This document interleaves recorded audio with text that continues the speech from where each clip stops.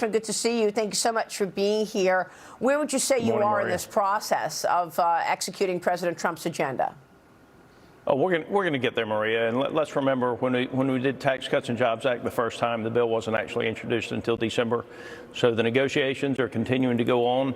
Obviously, we have to balance the tax cuts with spending cuts, and I'm looking forward to the continued exposure of where Americans' tax dollars have been going. And I think once people see how their tax dollars have been used, then they're going to understand why we're cutting some of these things. So you all are writing the tax legislation in the House, right?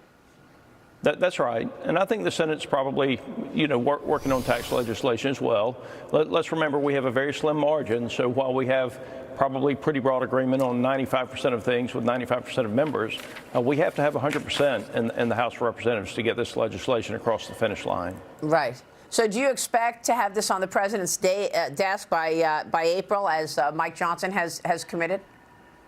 Oh, I'd love to. And if we don't have the bill, at least through the House by the end of April, then I think, we'll probably be here a lot more than the calendar shows that we're going to be here, which is fine. I mean, if that's what it takes, that's what it takes. But let's remember, Maria, when we go back to the original bill, it wasn't actually introduced until December of 17.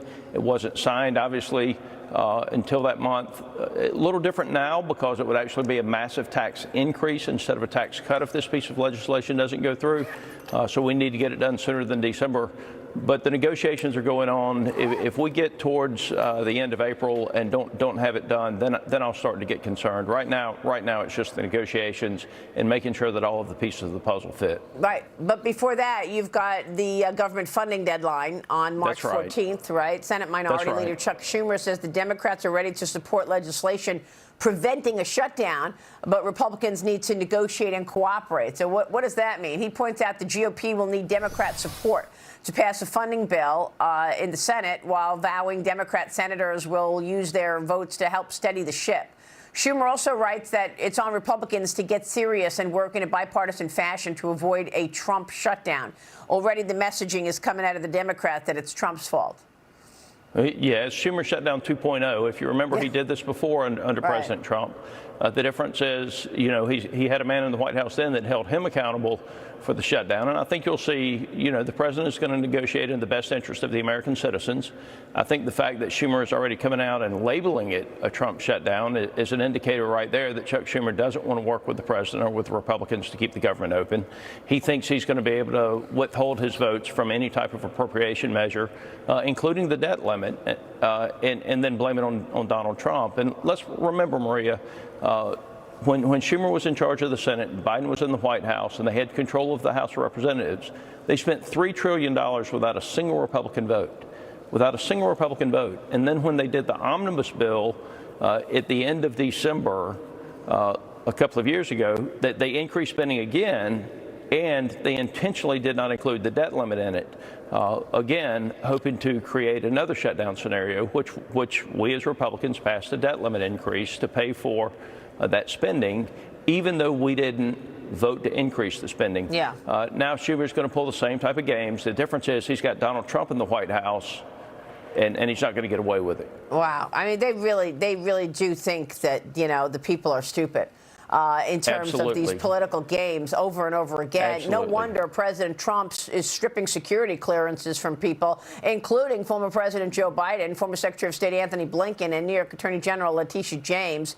New York City District Attorney Alvin Bragg also getting his security clearance taken away. President Trump also stopping daily intelligence briefings for Biden.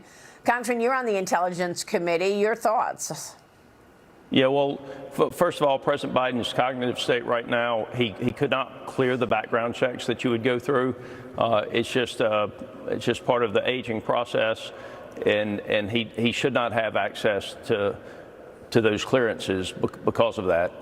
It's not a personal issue to me. It's just a matter of his cognitive state doesn't lend him to having access to that information. Some of those others, Alvin Bragg and the other. Candidly, they should be disbarred. They should lose more than just their clearances. They should lose their law license for their abuse of power.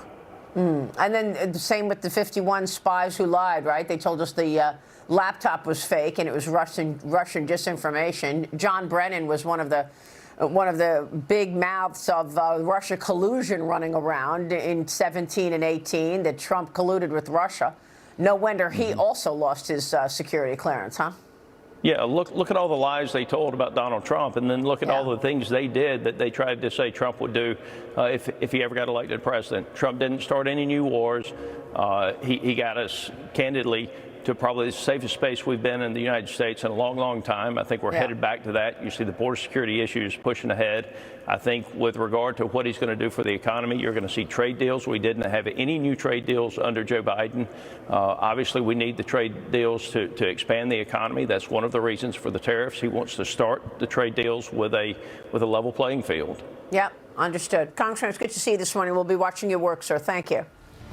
Thank you, Maria. All right, Austin Scott is on Capitol Hill. Stay with us. We'll be right back.